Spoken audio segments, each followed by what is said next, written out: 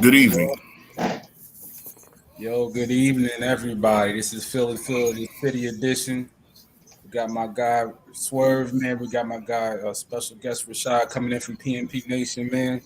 We're gonna talk some Panthers. We're gonna talk some Eagles and see how everything lines up, man. We're gonna have a good show tonight. Great show. I'm planning on having a great show tonight. Thanks for Rashard from PNP for joining us tonight. We're gonna talk a little NFC South, NFC East. Game 5 is they warming up. Look like Marcus Smart is playing tonight. I'm watching them. Got my eye on the screen right now. He's out shooting jumpers right now, so it looks like he is going to play. But yeah, we're gonna have a good show tonight. Rashad, thank you for joining us. Can you tell everybody who's tuning in a little bit about yourself, sir?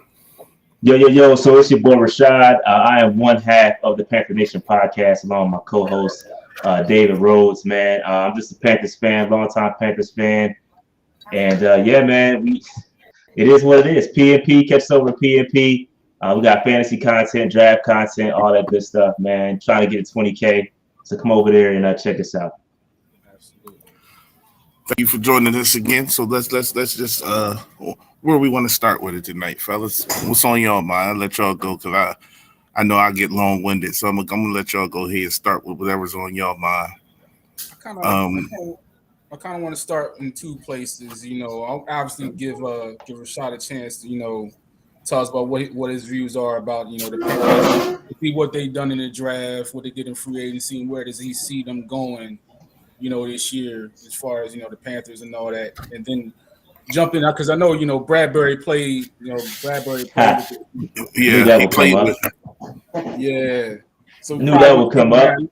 Yeah, I probably want to get in there a little later, but just to let Rashad enlighten us about what's going on with the Panthers. The Panthers have we in a real kind of funny situation. Our coaching is not the best, and so we bought some experience. We got Ben McAdoo. He looks back on the defensive side of the football, and now it's a lot of Panther Nation is not happy with our head coach. Matt Rule was the guy that came from college. We've seen this fail over and over and over again. But our owner is with it. He hired the guy, made him the second, third highest paid coach in the league. He gave him from a college. huge deal. Yeah, 7-year deal, $10 million per something like that. And this guy hasn't done anything. We've been back-to-back 5-win seasons, and we've had our fourth straight below 500 season. So that's the first time it's ever happened in Panther Nation history. So it's never good. Panther Nation is we're frustrated. You know what I'm saying? It's not good. But I will say from a draft standpoint, we had an excellent draft. We were able to get Icky, who was we have not drafted a left tackle in the first round since 2008. We finally drafted one, and Icky's going to be a problem. We want to run the football. We want to dominate the line of scrimmage, and I think he's going to help with that. Matt Corral, we were able to get him in the third, traded back up in the third to get him. Expectations are low for him. We don't expect him to come out here and even beat Sam Darnold just yet. Sam is who he is. He sucks. But to expect a third-round quarterback to come out there and take the reins, take the bull by the horns, given the way they're talking about him, wanting to slow roll it and just kind of teach him how to play the game their way. I just don't anticipate him being. Now, I'd love for him to come out here and be a Russell Wilson and be the third-round quarterback and take over in the preseason, but I don't see that happening. Just a gut feeling. Other guys we picked up in the draft. I know we picked up Brandon Smith. I know that's my man Castro's guy. So we like We like Brandon Smith a lot. I'm a huge fan of Brandon Smith, super athletic linebacker. Cade Mays. We got some guys that need development. They need time, and that's the biggest thing with this coaching staff. We haven't seen them develop anybody. And so with these guys that we picked up late, it's all about development. Can you develop these guys? And that's the biggest question mark. So I go into the season with low expectations, and I take the wins as they come. On paper, we nice. Like on paper, we have a decent roster. We have a roster that could contend, could make a playoff push. But at the end of the day, it comes down to coaching. It's not the players. To me, it's the coaching. And if we can get the best out of our coaching, I think we'll be fine. If not, we were right back in the top 10 picking again. Long-winded answer, but my bad. Oh, no, it's good. That's man. Yeah, that's a good breakdown. Great breakdown. I mean, we are familiar with Matty Rule because he's a Penn State guy, and he coached at Temple. He coached at Temple. He went to Penn State. Then he coached at Temple, and he turned that program around. Then he went to Baylor, and he turned that program around. So I think that let me stop you right there. Let me stop you right there because I'm not a fan of this turning it around thing. Yeah, he turned it around, but what the hell did he win? Did he win a bowl game? Did he win a big game? It's Temple. Like you don't understand the history of Temple, bro. He ain't done shit. I'm not giving him credit for nothing. He didn't do nothing. Listen, no, I'm not saying he's done. I'm not saying he's done anything in the NFL. I'm saying he has a history of going to programs. He won at Temple. Yeah. Him winning the football games at Temple. Like Temple is horrible. Like Temple is horrible. Like before he got there, I think they've had one winning season in the last 10 years before he got there. Right. So he went to Temple. This is what I'm saying. Like he went to Temple, turned him around. Then he got the Baylor money. He had to take the money. He wasn't ready for this Panthers job. But when they throw $10 million a year at you, that's life changing. And he took the job. But let me tell you why that's frustrating for Panthers fans because we hear that he won at Temple, he won at Baylor. That don't mean nothing in the NFL. You didn't do anything. You didn't win the big one. You left before you could win the big one. Go win a bowl game. Y'all got destroyed. Baylor got destroyed in the Big 12 championship game. If you can't show up in the big game in college, like okay, you won, you a regular season champ. That don't matter. You got to win some games, bro. And I feel like and that's what's frustrating because he got this bag for turning programs around. This is not college, man. You can't teach these young men.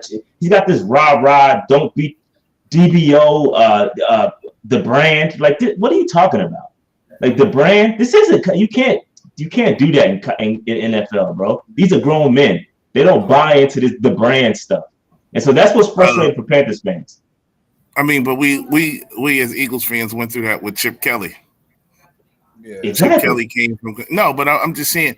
So like, Chip won some things though. I would have rather Chip ain't do nothing in college. I mean, he went to Oregon. He ain't win no bowl games. Chip Kelly got smoked in all his big games. That could be true. I don't know off the top of my head. He never beat USC. Chip Kelly might have beat USC one time the whole time he was there. Chip Kelly was innovative, and it was fun to watch. It was really fun to watch. But Chip Kelly never won nothing.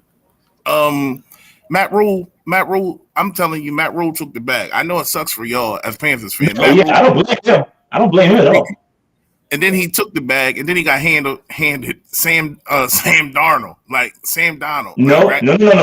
He didn't get handed. Nah, he didn't get handed Sam Darnold. He had a part in that. He has all personnel. He signs off on everything. He has personnel decisions. When you get paid that kind of bag, you got final say. Exactly. So he didn't get handed Sam Darnold. He chose Sam Darnold too. When you get a new coach, the new coach wants their guy, right, at quarterback. So they gave this man a 7-year deal, and I'm not defending it. I'm playing devil's advocate here. So they gave this man a 7-year deal, right? $70 million. Everybody wants the microwave. We want microwave success. But you got rid of Cam. Mm-hmm. You brought in Sam Darnold. Christian McCaffrey was banged up last year. Okay.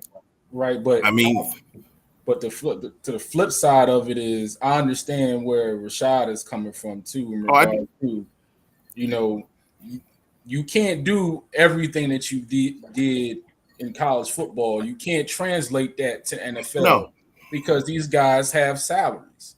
Yeah, and they have they have their own, you know, initiatives that they're trying to follow, along with trying to win as a team, because that's what is most important. If you ain't winning, if the product you put on the field isn't winning, then you're not going to be employed for too long. But I mean, again, he got the safety of a 7-year deal. He did bring in McAdoo. Which I think McAdoo doesn't get enough credit for what he's like. We know McAdoo because he came from the Giants. I believe McAdoo is going to solidify some things. He's going to solidify some things. I think. Like I know I understand your frustration, and maybe it's because I like Matt Rule, because again he went to Penn State and he coached at Temple. So I'm just saying he has to learn and grow and develop into a coach. And like you said, he signed off on getting rid of Cam. He's got Sam down there. I don't know what the whole Sam is, but maybe maybe Matt comes in and he beats. I think it should be an open competition because Sam hasn't done anything to prove that he can play. I think if Matt goes out there and plays, I mean, you have DJ Moore, right? DJ Moore is one of the most underrated receivers in the league in my eyes.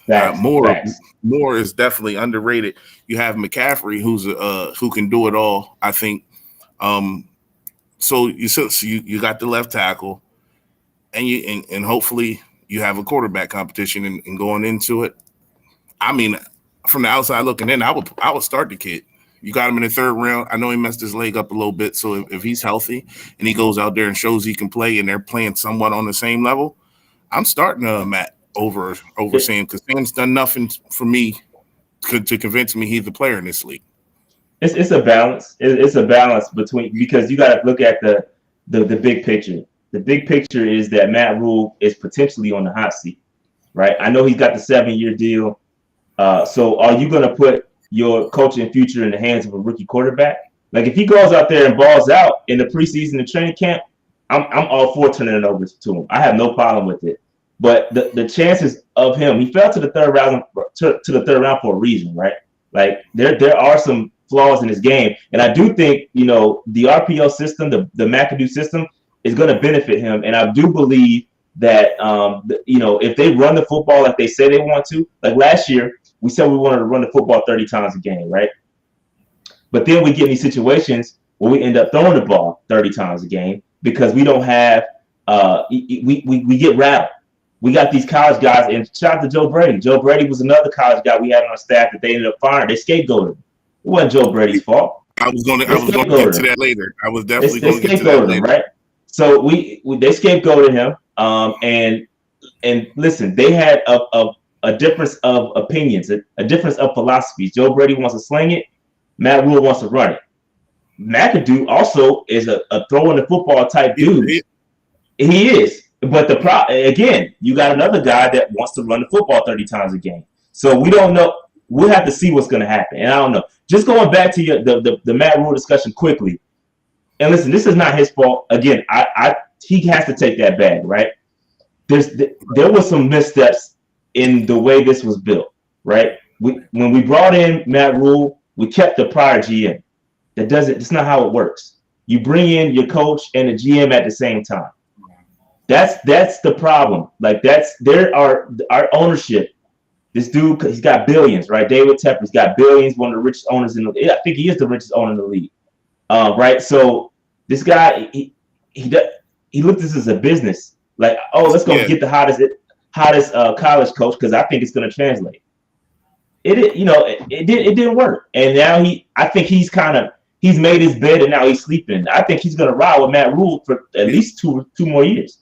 Like you said, I was going to ask, like like they said it was rumors last year that he's in the hot seat, but I look at it like you done invested $70 million in this guy, right? He went and got Robbie Anderson, which I thought they overpaid for.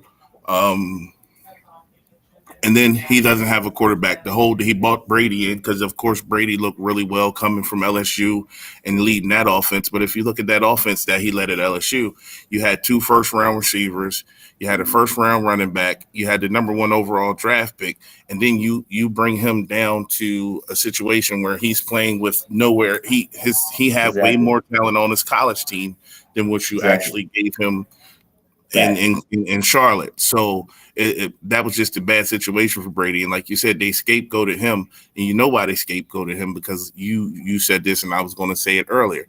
I was going to say it a little later. But the owner realizes he made a mistake with Matt Rule. A $70 million mistake, right? But he also realizes that if he gets rid of Matt Rule now, he's still on the hook for $40 million, and then has to find someone else to come coach and pay them as well. So I think Matt Rule's safe for at least 2 seasons. And this is why I say he has 2 seasons. So if I have 2 seasons, I would play the youngster right now to see what I have in him, because I know I'm good this year. Like, I know no matter what happens to me, the only way Matt Rule doesn't have a job this year is if the Panthers go 0-17 or something. I think if we have another 5-win season, I think it could be some discussions.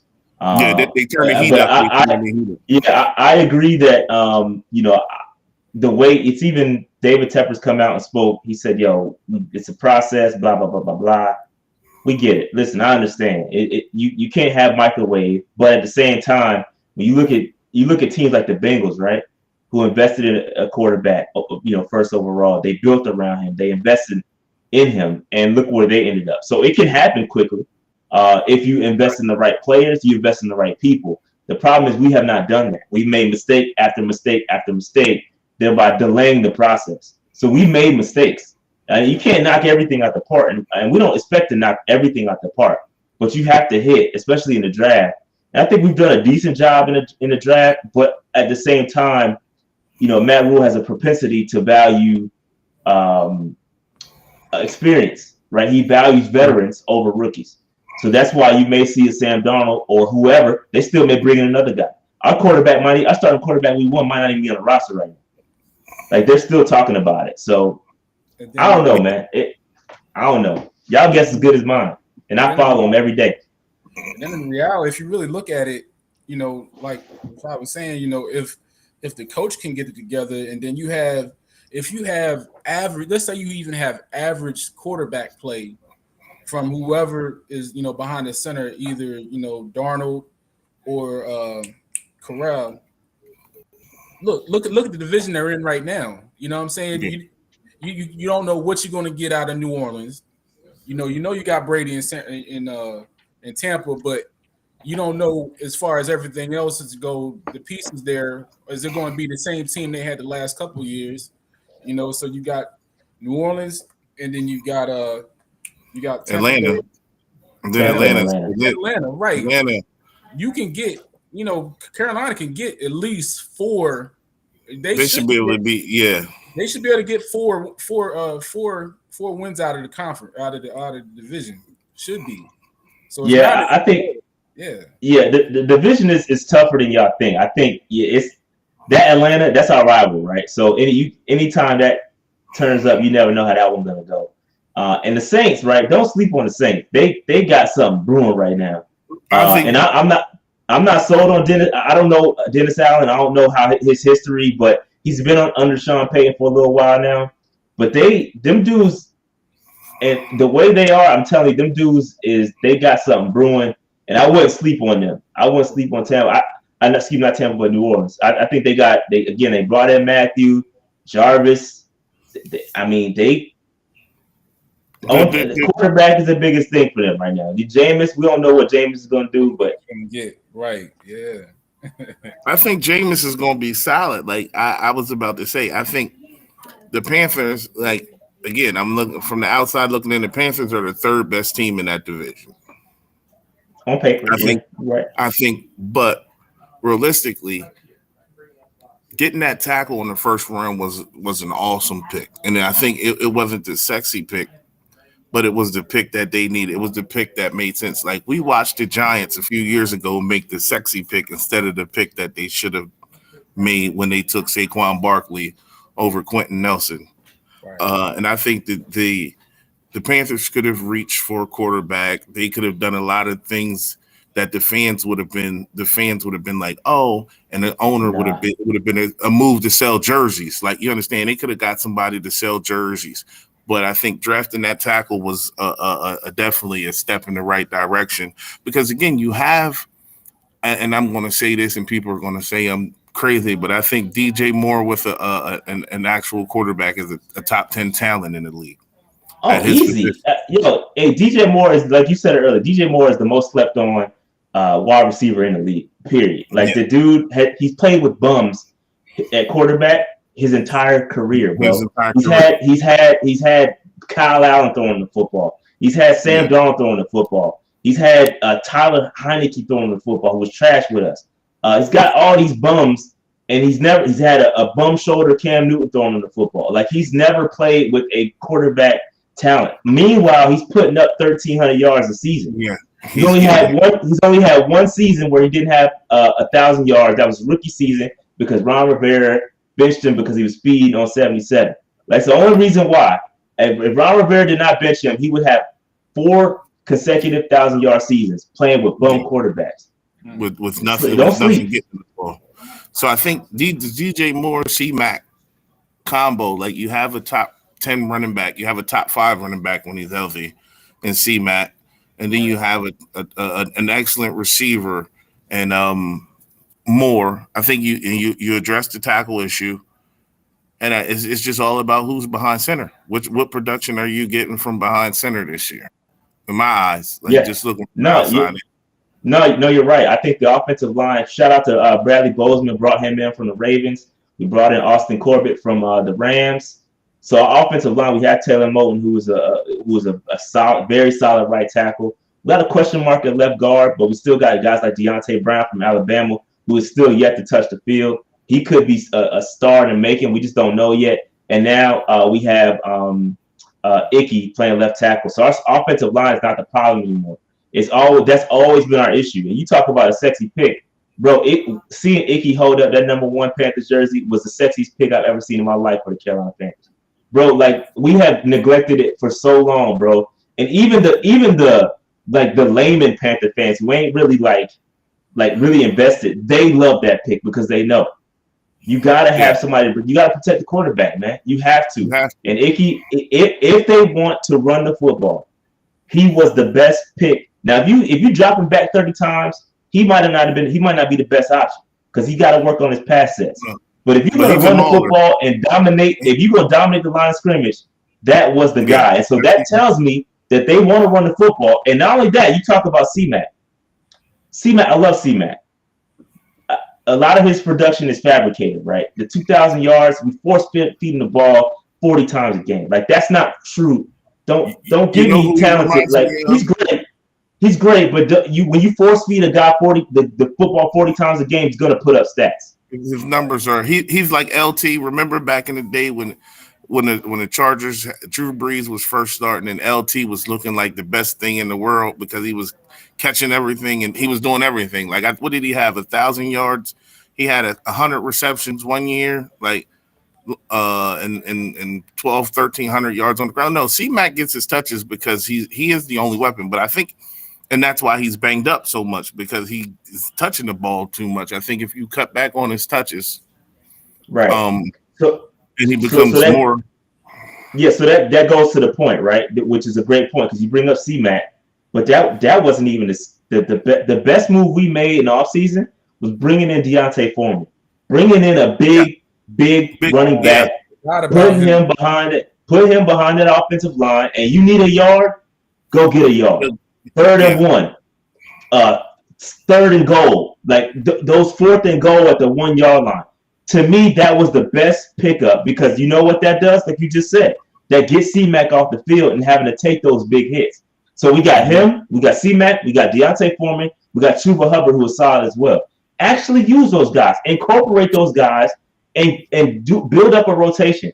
Listen, I love C-Mac. but Super Bowl winning teams are not built around running backs. Yeah. I don't care if Joker or not. They're not built around running backs. And I love C-Mac. I don't want this to seem like I'm hating on C-Mac. But No, you're not. Find another way to get him in the game. You know what I'm saying? Right. I think this Hubbard actually did play really well last year in spots like Hubbard, because I had C-Mac in one of my fantasy leagues, and when he got down, I actually picked up Hubbard. Hubbard's definitely a legit backup. Is he a good number 2 back? No, but is he someone that can spot and play 15 plays and you actually let him rock a little bit? Yes, getting Foreman is huge. I mean, the Panthers, when the Panthers were most dangerous in my eyes, is when they had D'Angelo Williams and Jonathan Stewart. And it seemed like, as an Eagles, it seemed like we had to play them every year for a long time. It seemed like we played the Panthers every year for like four years in a row. Yeah, I remember that. And you had Cam, and then you had D'Angelo, and you had Jonathan Stewart, and it was just like, and then you had Luke running side to side. It was going to be a physical game. It was definitely going to be a dogfight. And I think that's what the Panthers, with drafting that tackle and bringing in the offensive line that they brought in, I think they're getting back to that. And I think that means Rule.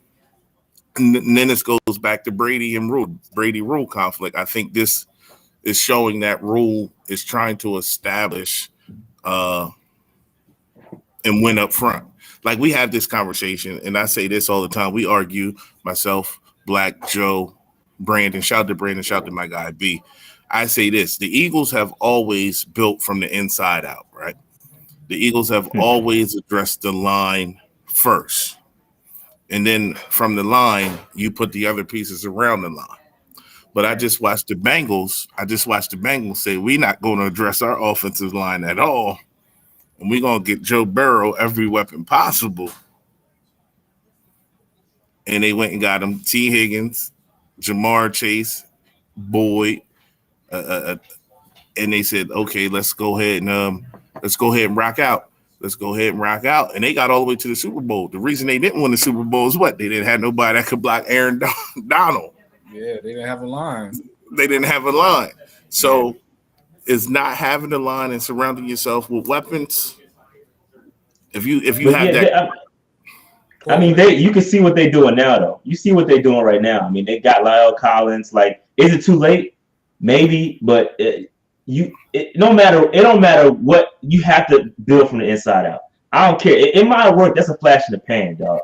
You really have got to address that offensive line, the defensive line. It's something that the Panthers have not done. And the game is won inside the trenches, bro. And that's something. I mean, y'all. Hey, listen, man. What y'all doing over there? I respect it, bro. I respect it. Picking up Hassan. That dude's Hassan is one of the most underrated. I hate that we lost him, bro. I hate Rashad. it. He played for Temple. He did. I'll give him that. Speaking of Reddick and Bradbury, what could you tell us about? Oh, so Bradbury, man, listen. All right, so Bradbury, for me, this is me, my opinion. I think Bradbury was always a solid number 2 cornerback. He was always that he. And when he was with Carolina, we used him as a zone guy. So his man-to-man was never really tested like that. And when he did get tested, he would get beat sometimes. But he was always like on the cusp of being solid. But I never thought he was a number 1. You're not going to line him up with the other guy's best guy. I never looked at Bradbury like that. So when he got the bag from the Giants, I was like, bet. I'm not paying that man $16 million a year. So when they did it, I'm like, yo, it is what it is. He's not a number 1 cornerback. He had a great year that first year with the Giants, but everything always comes back, right? You always going to come back to the average, right? He had one solid year with them, but then guess what? He got cooked the next year. And so when you put him across from a Slay, and now he's the number 2 guy, he ain't got to follow around the best guy. It's perfect. When I saw him get signed by Philly, I was like, yo, this is great. This is the perfect scenario for him. And I think that's partially why he chose y'all, right? Because he had the opportunity to choose. He ain't got to be the man.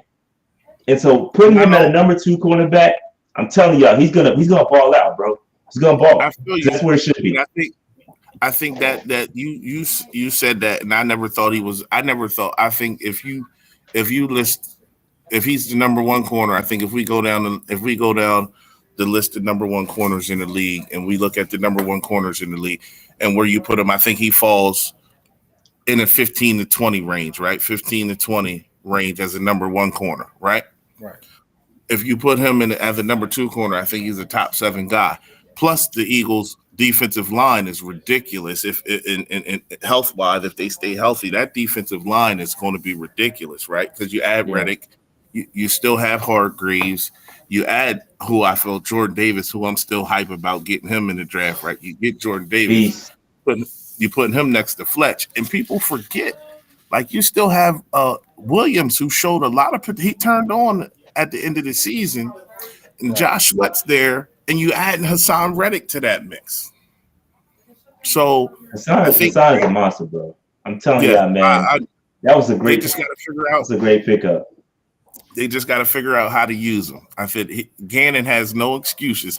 He needs to figure out how to use these fellas, right? And then I think like the defensive too, though. And that's the one thing I'm skeptical about. But I think that's because BG ain't playing. BG's done. BG's gonna play this year, so I don't think he is. Yeah, see, the thing is, you got 8, really right now, 7 linemen, 7 guys on the line. You know, what's going to be the rotation, right? You know, some of that's going to be due to money, some of that's going to be the production. Somebody's not going to be on the field. That means somebody's tradable, and I think that's going to be Hargreaves. If we're looking at who's going to go contractually, Fletch, they're not getting rid of Fletch because Fletch just came back for the 2 years for the.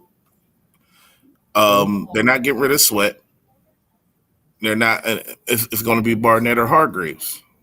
Hargreaves is on the last year of his deal, or does he have another year left? I don't know, but I know.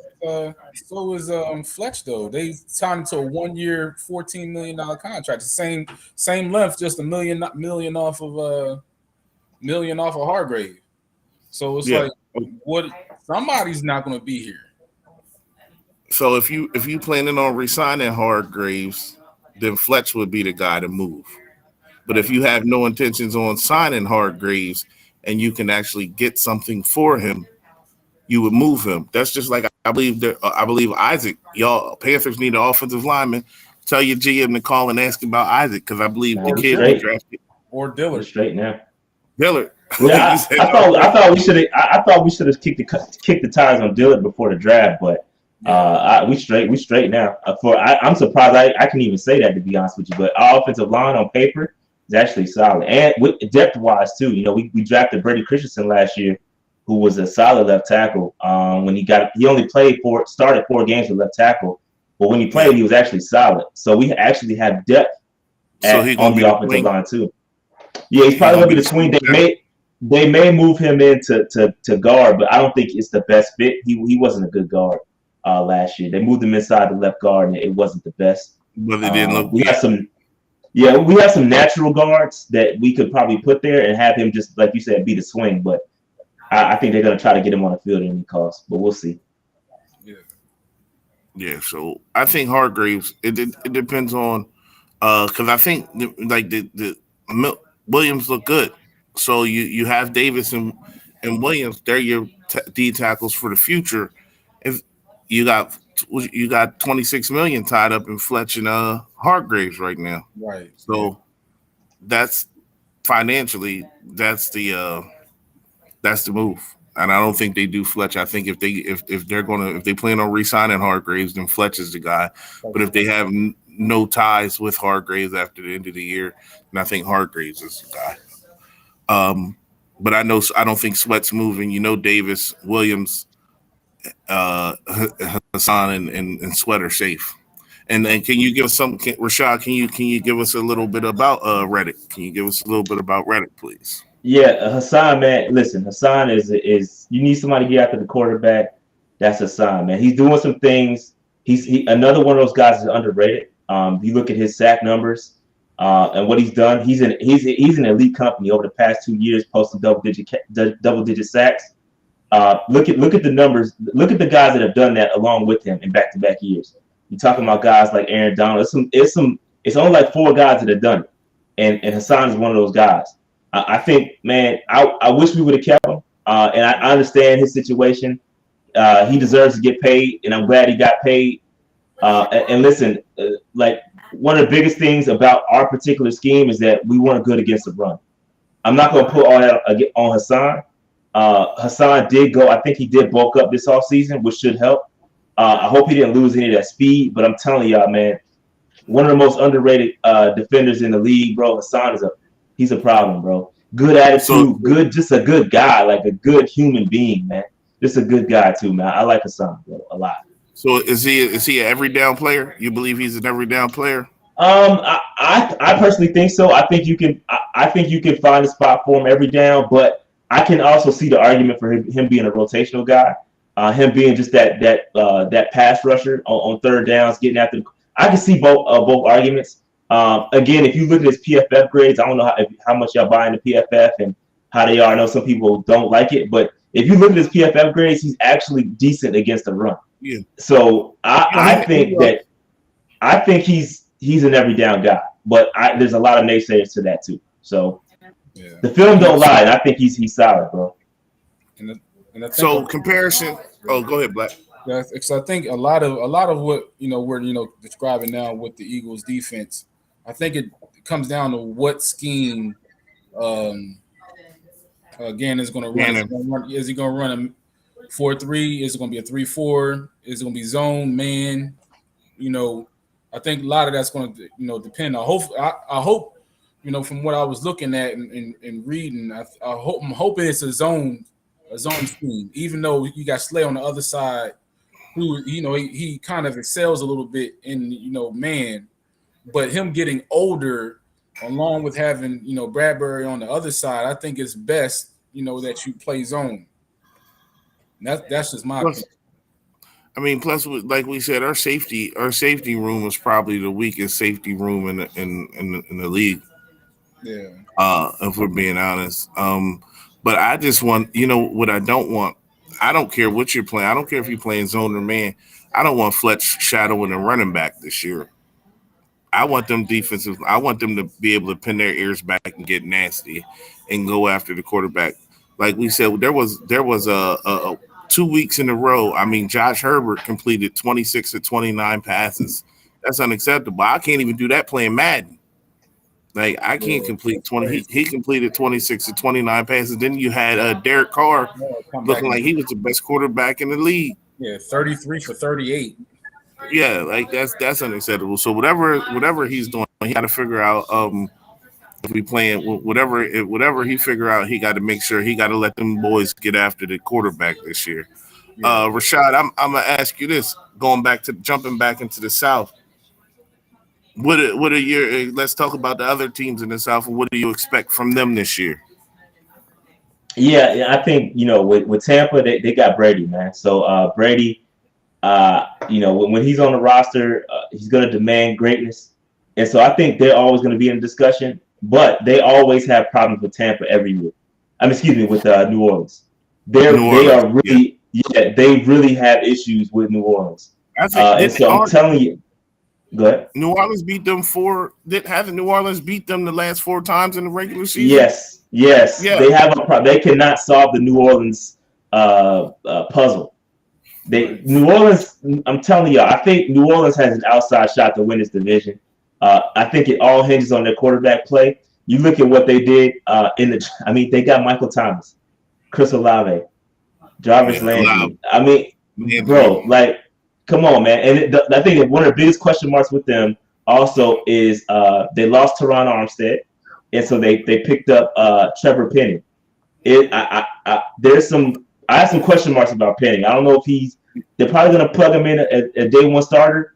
I know he's nasty, but I don't know if that's going to translate to the NFL. I don't know. I got question marks about that. Armstead, losing Armstead, he's not, and this is he could be the best Penny, but he's not replacing Armstead. He's not Facts, replacing. exactly. But the argument to that is Armstead was always hurt anyway. So True. it's like they it depends on how you look at it. So with their offensive line, did it take a step back? Probably, but Probably. I think with Penning and Jameis is mobile enough. Jameis can move around that thing if he need to. But we'll see. I think Jameis is going to be the biggest question mark. Kamar, I think he's got to serve a suspension for like 4, 6 weeks. I don't know what it is. For the elevator about to go down. Yeah. So he ain't getting off scot free. He gonna have to serve some kind of suspension. So they may drop a few games early, but I think over time, and I think one of their biggest question marks is coaching. Right, Dennis Allen isn't there anymore. So can they? That's huge. That's a bigger loss than anything else. Is losing Sean Payton. Do you think Sean Payton was more so the reason why they were able to beat the Bucks? Bro, I don't know. Sean Payton is a monster, but at the same time, Dennis Allen ran that defense, and they've always had good defenses. So, are they gonna step up on the defense, lose a little bit on the offense? Can the defense kind of make up for that? I don't know. I honestly don't know. What's the kid they drafted him a few years ago and everybody laughed? They said it was a project. He was from University of Texas, San Antonio, edge rusher dude who came on this year. You talking about Davenport? Is it Davenport? Yeah. I think it's Davenport. Yeah. He's Marcus Davenport. I like him. I like him a lot. I expect him to be Carlton Havoc this year. And they got Chauncey Gardner-Johnson, who I like a lot. Yeah. They paired him up with Tyrann Mathieu. And they got Marshawn Lattimore and Paulson Adebo, who had a breakout year out of Stanford last year. I mean, on paper, Saints are going to be a problem. And I hate to say it, but don't sleep on the Saints. They're going to be a tough out, bro. And this all goes down to coaching. Yes, I was about to say it's going to go back to coaching, and it's going to go back to are we going to get what Jameis Winston is going to show up? Because I'm a Jameis Winston advocate. I think Jameis caught a bad rap because he did. I remember one year he threw 30 touchdowns and he threw 25 interceptions, and then I went back and looked at his 25 interceptions, and like 13 or 14 of them actually hit off the receiver's hands. So if he's stepping up in the pocket and delivering the ball and it touches your hands, what do they say? If the ball touches your hands, you should be catching it, right? Yeah. So I think James caught a bad rap. Yeah, and he was with the Bucks. I mean, the Bucks were poorly run before Brady got. Now all of a sudden, everybody want to go play with Brady, and they turned out to be great. But before that, nobody was going to Tampa, and they were a poorly run organization, and Jameis was with them through the bulk of that. Right? They didn't build around him. Obviously, they couldn't get people. They couldn't get people to volunteer to come to play with him because he's not Tom Brady. And so now you're in a situation where people want to come play with him. Not with him, but they want to play for New Orleans because New Orleans is a great destination. They got good coaching, and so I think he was having a good season until he got hurt. Is he gonna? I'm telling you, man. Saints the same problem. I think they got the Bucks number. And that's really it. I mean, Carolina, we could be a sleeper, but I don't believe it until I see it. I'm not one of these guys who's gonna wish, hope and pray we have a good season. I gotta see it, bro. I gotta see it. It's a lot of question marks. And Atlanta, they probably in the same boat as Carolina. We both have things to prove, and we're both building. And we'll see how Atlanta turns out. But Atlanta had a good draft. So. We'll see. They had a good draft, but I'm not sold. First, Mariota. I mean, I understand he wanted to be a starter, so he took the Atlanta job. But I don't get it. Like Cordell Patterson is their best running back. Kyle Pitts is, I believe. I wasn't high on Kyle Pitts because I thought that he was just a product of COVID, if I'm being honest. He's a Philly kid. I watched him in high school. Then he went to Florida, and he really didn't flash his first 2 years at Florida.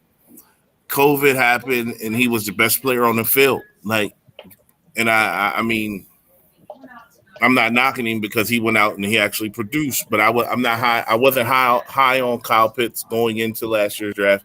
Kyle Pitts actually went out and he showed he's a player.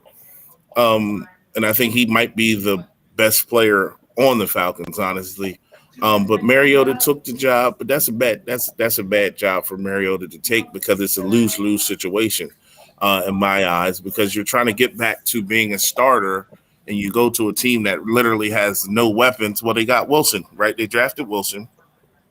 Mm-hmm. You have Kyle Pitts, but again, Cordell Stewart. Um, Yeah, I remember. You Wow. got me thinking about Slash, man. Cordell Patterson is literally your best running back, right? Right. And Atlanta has even under Shanahan, right? They had this zone. They were a zone smash mouth team. Atlanta has no identity this year. What is the Falcons' identity? Yeah, I mean, on paper, if you look at what they got, Mariota ain't scaring nobody, but they picked up Drake London, the big big wide receiver out of USC, and they still got Kyle Pitts. That's it. Kyle Pitts is still on that roster, bro. He's still a problem. That offensive line has some question marks. They traded for Brian Edwards.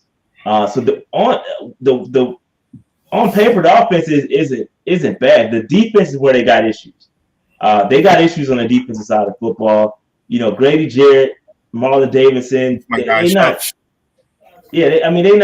really scaring nobody. AJ Terrell is a solid cornerback. Outside of that, they ain't really got nothing else. I think he's going to get exposed a little bit this year. And I like AJ Terrell, but I think he's going to get exposed a little bit. Shout out to my guy Grady. Shout out to my guy Scoob Zilla. He trains those guys in Atlanta. If you need a good workout, go holler at Scoob. He was rated the number 5 DB trainer in the nation.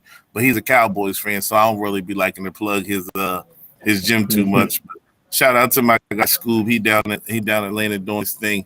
And I know AJ Terrell worked with my boy Scoob. So AJ Terrell, he's solid, but I just think he's gonna and I'm not, it's not a knock.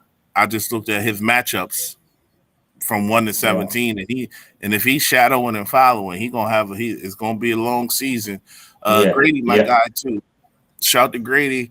But my issue with the Falcons is this. Like I said, they for so long it was the Matt Ryan show, right?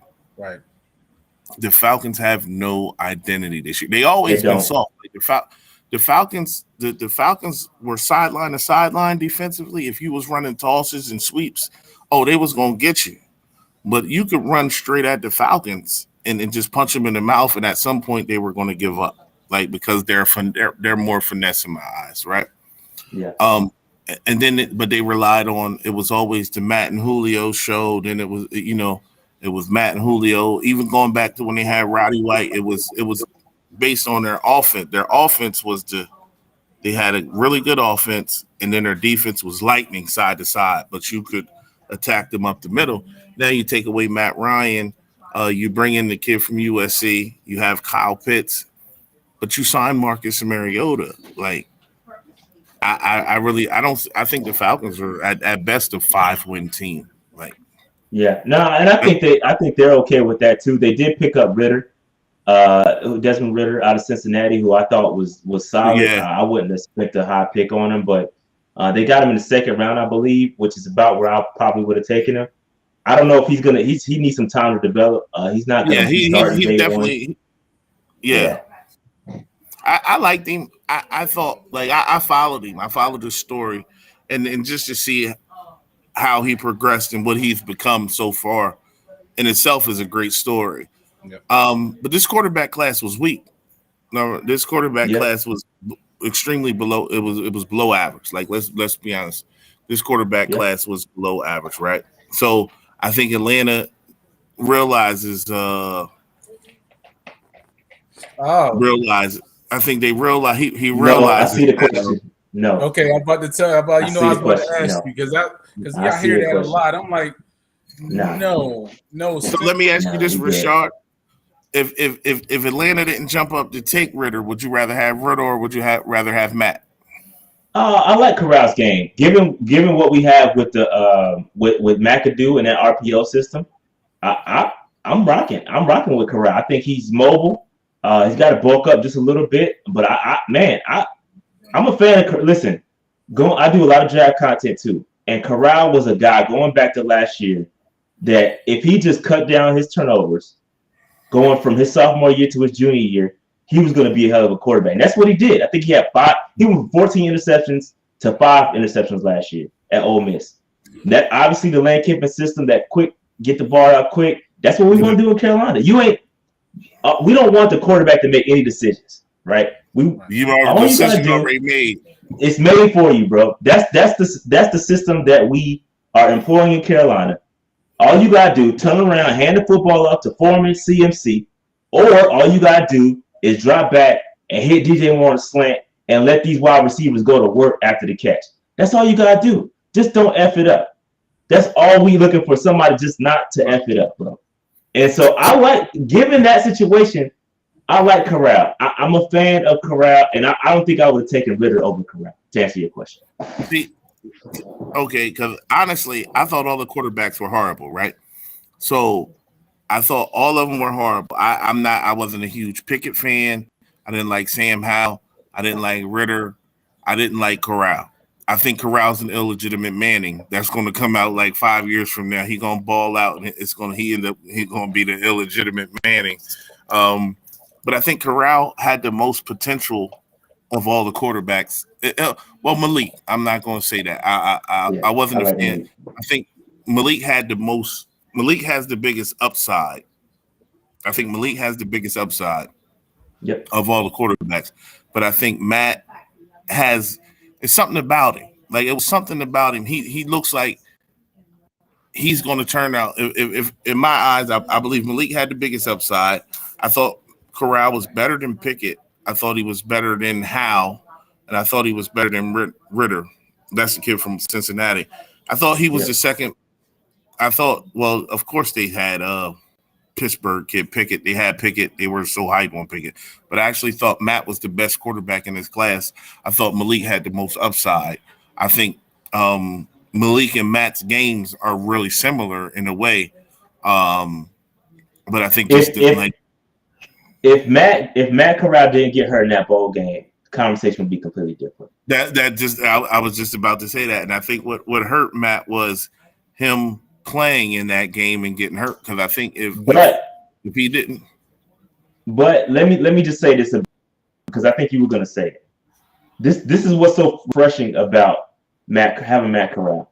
We got a quarterback finally with some damn heart that shows and plays with his emotions on his sleeve. Sam Darnold is a damn bump on the log. Like, this dude has no heart, no swagger. There's nothing inspiring about wanting to play with Sam Darnold, bro.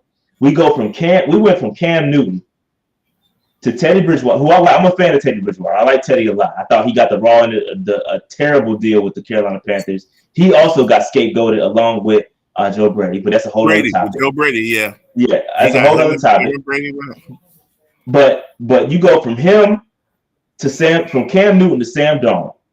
And it's just polar opposites, bro. But now we have Corral, who actually, and listen, a lot of quarterbacks wouldn't have did what he did. Like, a lot of quarterbacks would have opted out. Your man, Kenny Pickett, they would have opted out of that game. Opted out. But that's it to me, man. I love that in my quarterback. A guy's gonna play with his teammates, go to war with his teammates. And yeah, he got hurt, but you see all his teammates when he got hurt. Guess who was all surrounding him? His damn teammates, bro. That's the kind of player he is, and I'm hoping that he can bring that along with some talent to the Carolina Panthers, because that's what we need. We need a quarterback that's got some sauce, some swagger, and plays with some emotion. That's gonna who he reminds me of, and I think you mentioned this a little bit. You a little bit old school, but he reminds me the way. And I'm not comparing their talent, but he reminds me of Jake Delhomme, bro. Jake Delhomme wasn't the most talented dude, but Jake Delhomme was gonna get up. He was gonna get up in your face, and he was and let you know. Jake had that dog, and I'm hoping if he can. If he can just give me that, like, if you can just give me Jake Delhomme vibes, I'd be happy, bro. And I hate Jake Delhomme for that 2008 playoff performance where he threw 5 picks against the Cardinals. That was the greatest Panther roster ever put together, and he blew it. But if you can just give me Jake, bro, I'm cool with it. Hey, but Jake should have a Super Bowl if it wasn't for a kickoff out of bounds. Yeah, that too. Jake should have a Super Bowl. Jake, and Jake was another underdog story. Like Jake was nasty, but Jake went out there. He let people know you know what the word with Jake is? Accountability. Black. Ain't that our key word? Jake held you accountable. Facts. And then got in your face. Accountable. Got in your face. He got in God's face, and he would, if you're not doing your job, Jake would be the first person to tell you. Along with Steve Smith, him and Steve and Smitty, bro, greatest Panther of all time. I need that. Like we haven't had that, bro. We haven't had that. Smitty, the greatest Panther of all time. Easy. Smitty is the greatest Panther. I love Cam Newton. I love Cam. Julius Peppers. Where does Julius Peppers rank? Pat probably 2 or 3 on the list for me. You gotta have Smitty up top. You gotta have Cam 1, 2. Cam gotta be 2 just because MVP, what he's done for the city. You gotta have Cam up there. I gotta go probably Pep 3, and then I gotta go with Luke 4 in that range. That's probably how I rank him. Okay. Sam Mills gotta be in that too. I was about to say mine would be Pep, Smitty, Cam, Luke, Sam Mills. Yeah, Sam Mills got to be. He has to be in. Our whole mantra built around him, man. We love Sam Mills, bro. Sam Mills was a dog, and I remember I remember when the Panthers and Jaguars first came into the league, and just looking at where they started, it was crazy because Jacksonville came in on fire, Jacksonville had Burnell, and they drafted Tony Baselli, right? And then they had Jimmy Smith and Keenan McCardell, and the Panthers had they had what was the running back bull from Michigan? Tim Saga, Bianca Batuka. Bianca Batuka, Bianca Batuka. Man, that's old school. That's old school, right? Then Sam Mills, I think Mills had Kevin Green down there with him. Kevin Green, Lamar Lathan, those guys back in the day. Yeah, Lathan, back in the day. The Panthers always been solid. They always been physical. Like I said, they've always been physical, and they got away from it. But I'm glad to see they getting back to it. I'm not glad as an Eagles fan, but I'm saying I'm glad because, like I said, I knew when Cam and John Stewart and D. Will showed up. Then you had Luke. Luke was, I think. Yeah, man. I don't even want to talk about it, bro. I don't even want to talk about Luke, man. That's my guy, bro. It's unfortunate the way he had to go. But he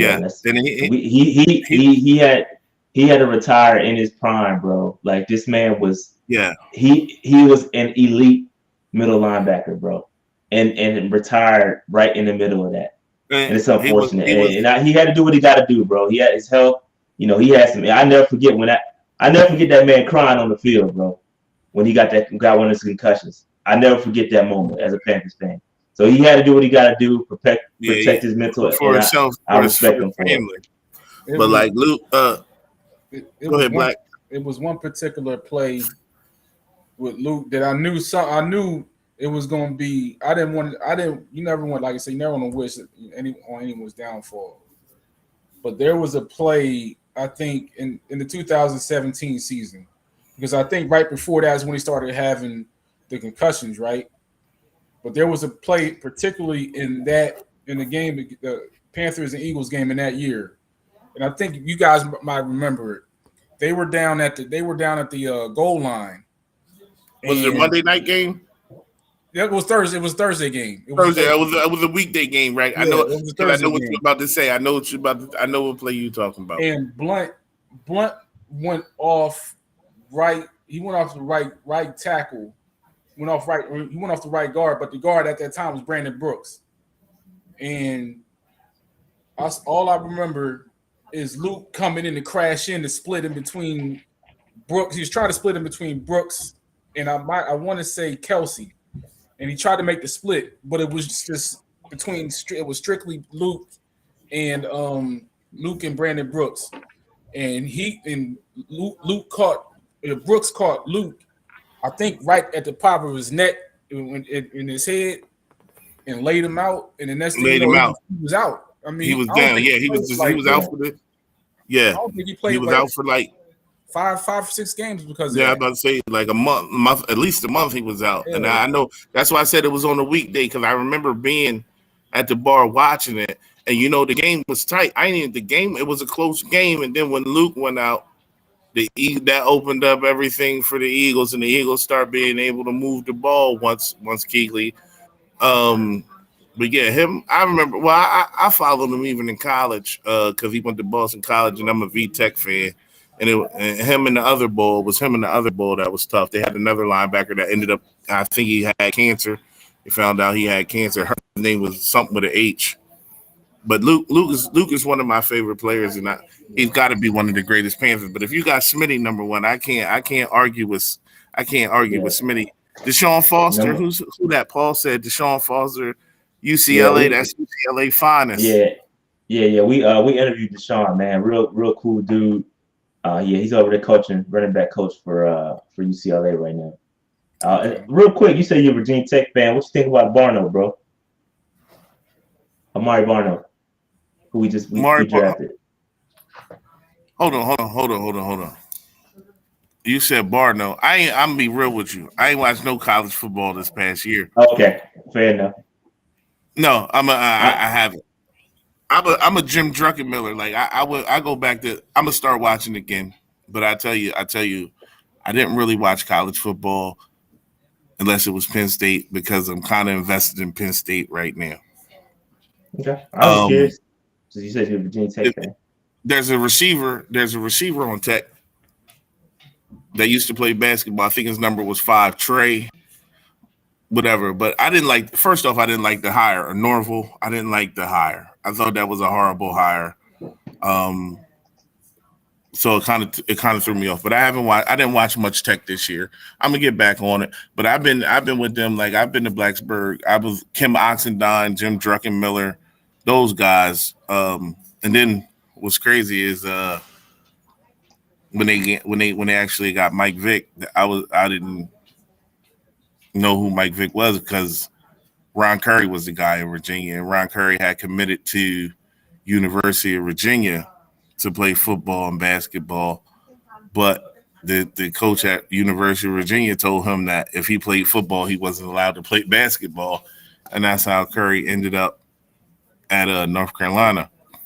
But I didn't watch much. I didn't watch much college football. Period. This past season, so I'm not even going to sit here and act like I could tell you much about him. That's just me. Bud Foster was a great defensive coordinator. I think Bud Foster was too loyal. I'm addressing Paul. I think Foster was too loyal to Frank Beamer because and we almost watched the same thing play out because it was Clemson's old defensive coordinator. He just took the Oklahoma job. Brent Venables. Right. Yeah. Brent Venables. Brent stayed with Dabo way too long, right? He stayed with Dabo. I get he had kids. His kids were in college and his kids were at Clemson and whatever, right? But Brent was the hottest name in college for like the last 7 years. Like once Clemson started winning, Brent Venables was the hottest coaching name, like assistant coach name, and he was too loyal. He was too loyal to Dabo, and he got put in a lose-lose situation because he's replacing Lincoln Riley. Granted, Lincoln Riley didn't win the big game, but Lincoln Riley put up 55. He did the Oklahoma thing. You put up a bunch of points. You go to a bowl game, you get embarrassed. Oklahoma's fine with that. Like, it's crazy. The Big 12 hasn't had a first round draft pick in the last two or 3 years. Yeah. Think about that. The Big 12 hasn't had a number 1 draft pick in the last 2 or 3 years, and Tulsa has had 2 or 3. Yep. Tulsa has had 2 or 3. What's the last defensive player from the Big 12 to be drafted in the first? I know this is off topic. What's the last defensive player from the Big 12 to be drafted in the first round? Yeah, I don't know. And it's like, so it's like Brent Venables' strength is defense, he goes to Oklahoma. All the kids leave from Oklahoma and go else wherever else. Not saying NLI or whatever. He's in the lose situation. Lose situation. He should have left. But Bud Foster, he didn't get the chance because I think once Frank decided he was leaving, the whole coaching staff left, and they wanted to go a different direction. If you follow Frank Beamer was really old school, and he was. I'm not going to say he was 3 yards in a cloud of dust, but he was really old school. He recruited a specific type of player, a specific style of kid for his system, and he was good at it. Like he was good at it, but that's why Tech was never. They were consistently a top 25 program, but Tech didn't land. The Tech was never going to get the 5-star kid. They did it one time with Kevin Jones, but they developed. We were talking about development earlier. Tech recruited 2 and 3-star kids, redshirted them, put them on programs, and that's how Tech was able to compete. They kept all the guys in the 7-city area in the 7 cities, and they did like Cam Chancellor. Cam Chancellor was a 2-star kid coming out of high school. Like Cam Chancellor wasn't on anybody's radar. Cam Chancellor went to Tech and developed. Corey Moore went to Tech and developed. Mike Vick, red shirts and develops. But that's here or there. We'll talk about that at a later time. Yeah, we're gonna skip over to the final topic, and I wanted to see what you guys' outlook on where the Eagles and the Panthers are going to light or come out at the end of the year as far as like rankings in the NFC. Where do you guys think they all fall out at? Shit, Panthers. I don't know where we're gonna be at, bro. Towards the bottom. I got low expectations. I think third in the NFC South for sure. But after that, man, I have no idea where we're gonna land in NFC. I'm hoping we could land a wild card and kind of slide in the playoffs. But bro, that's wishful thinking. Just to be realistic. As far as the Eagles, yeah, anything's possible. Anything is possible if you can catch all you gotta do is get hot at the right time, and anything can happen. But like y'all chat is saying, our schedule is tough. It's not an easy schedule at all. It gets rough from like week 3 on to about week 12. It's a tough stretch.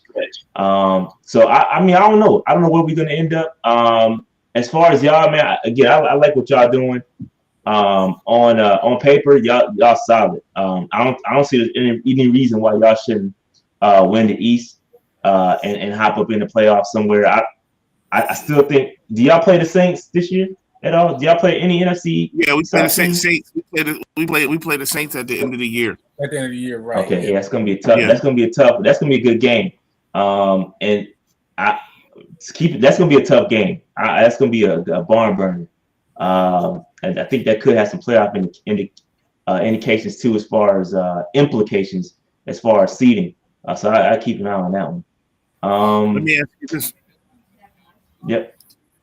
How many wins do you think it's going to take in the NFC to make the playoffs? That's a great question, bro. Man, I'm gonna say at least 9. I'm gonna say 9. So 9 and 8. You think 9 and 8 will get you in? I think 9 and 8 will slide you in there. Pause. I think 9 and 8 will get you in there. Yeah.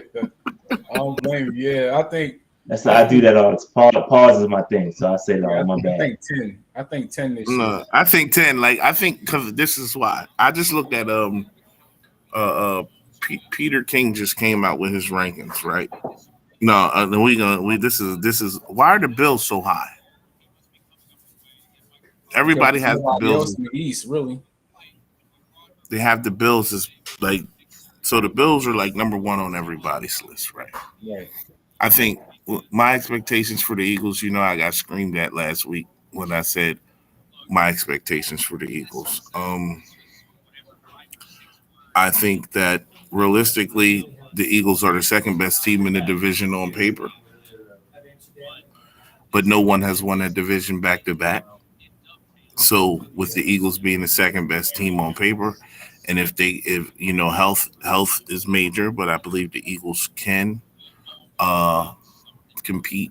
And I think, like you said, the last 2 weeks are going to decide who wins the division between the Eagles and the Cowboys. Like I think it's going to be a toss up. I think the Eagles are going to have to win 11 games, so they're going to have to be 11-6, 10-7, 11-6 to get the playoffs because I think the Packers take a step back. But I think the Rams are going to still be loaded. The Seahawks are going to be down. Yeah. But it's still going through the Rams. Question mark on the 49ers though. 49ers with Garoppolo and wherever Trey Lance is. I know there's question marks about him right now. But yeah, I think still going through LA. I think Green Bay's still gonna be solid. Tampa, not I don't think they're gonna have 13 wins this year, but they're still gonna hop in there. I think y'all are gonna rise up. And I think Dallas is still gonna be solid. I think decent enough to. I think two teams gonna come out the East. I think you get two out the East, and then the South, like you said, I think Tampa. two. Yeah, I think two could come out the South. Yeah, I think two will come out the South. Yep, I think so too. Tampa, New Orleans, and then you get. I'm in my head like right now. I know it's way early, but I think it's going to be Dallas, Philly, Tampa, New Orleans, the Rams at 5, the Packers 6. And then that seventh seed is definitely a toss-up. What about the Cardinals, man? Nobody said nothing about the Cardinals. Right, exactly. I don't. What's the Kyler Murray situation? That's DeAndre out 6 games. Yeah, I think they still got enough, though. I think they still got enough. Again, I think that could take one away from the South. But at the end of the day, I think 9 wins is going to get you in. 9 wins to get you in the playoffs. And it matters on when you teams. That's the thing. When do you catch teams? Like last year, the Eagles caught New Orleans with Trevor Siemian, right? Trevor Siemian, right? Giants switching out. I don't know who the Giants had back there at the end of the day, but they was done. Yeah, but you can't predict that. You don't know what's gonna happen during the season. You just gotta play. You gotta play who's in front of you and take advantage of those. Because we caught New Orleans too when they whole coaching staff got COVID. Right. So we beat the shit out of them too. So I mean, it just you never know. I think man. They might have called me to coach them that week. Yeah, for sure. Yeah, man.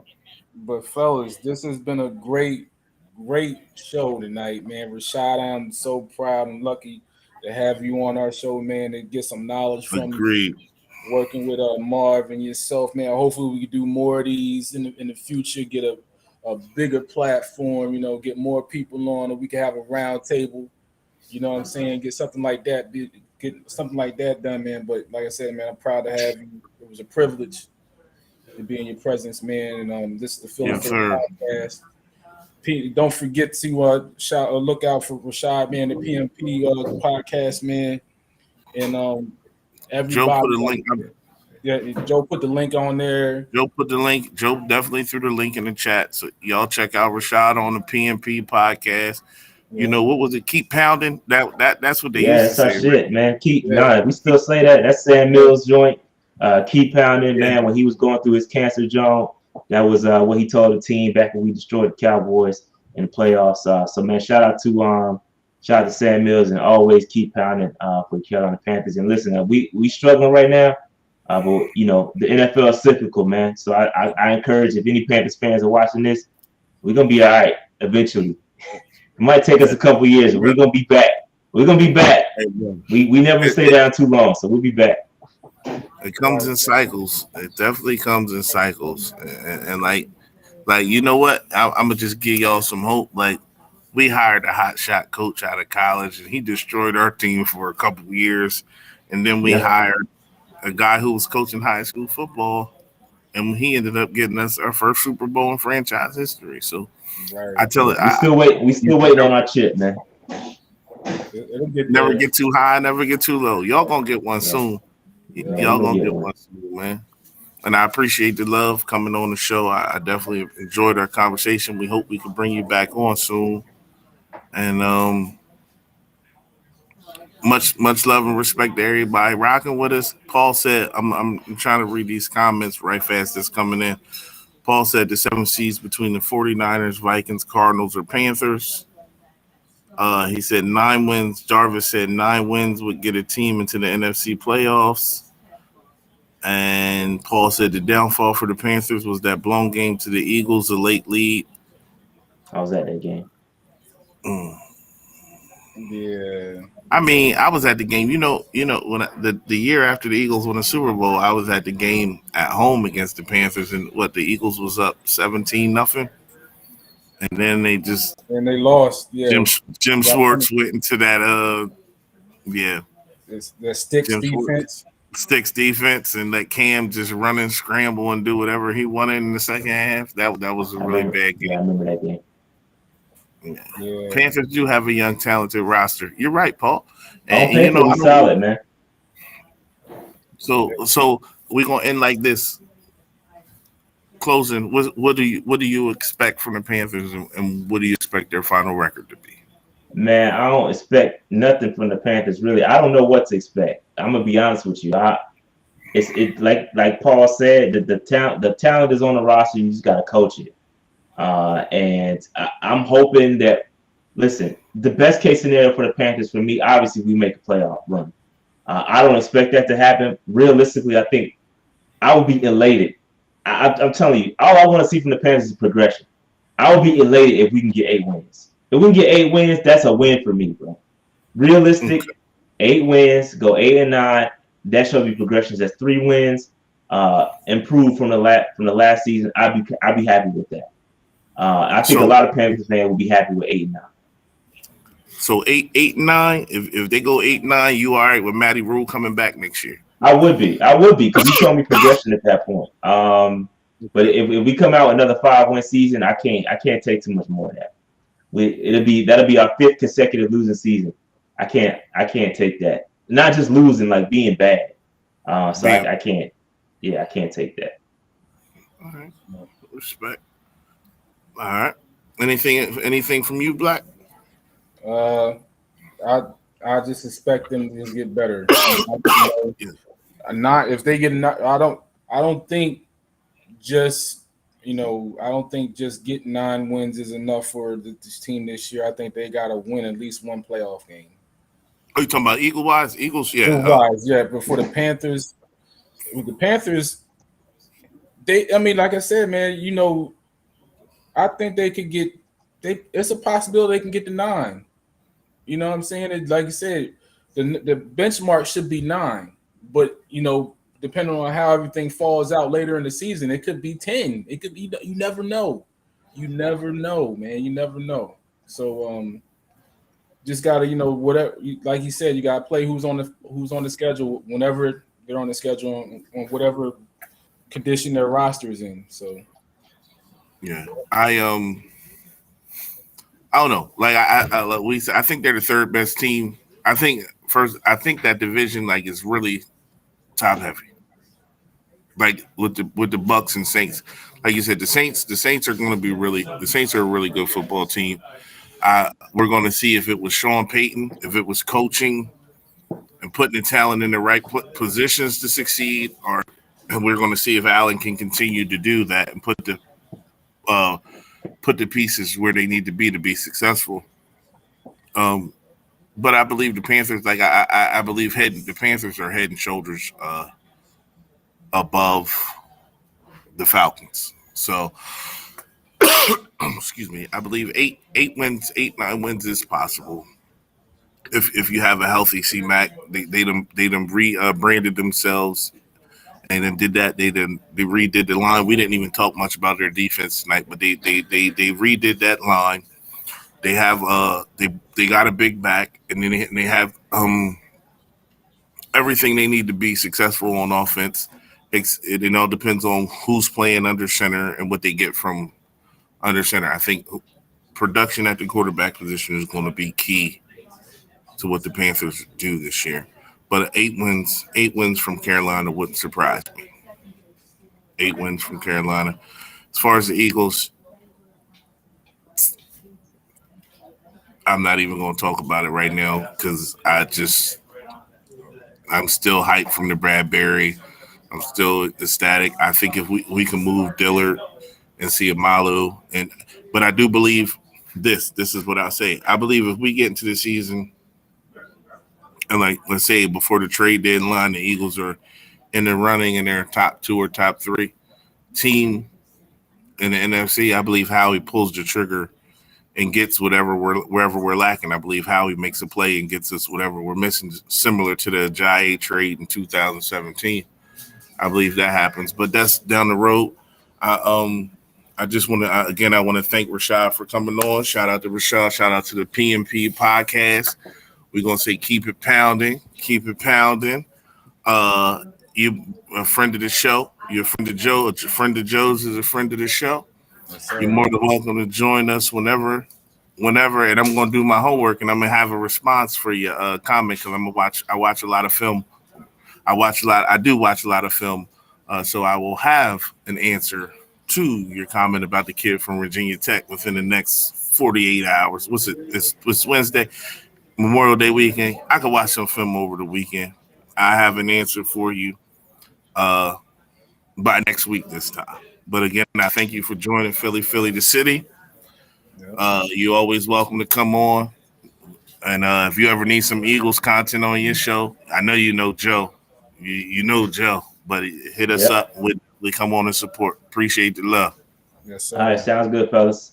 We out of here. All right, thank you. We out of here. Y'all have a good night. Yep. Peace out, y'all.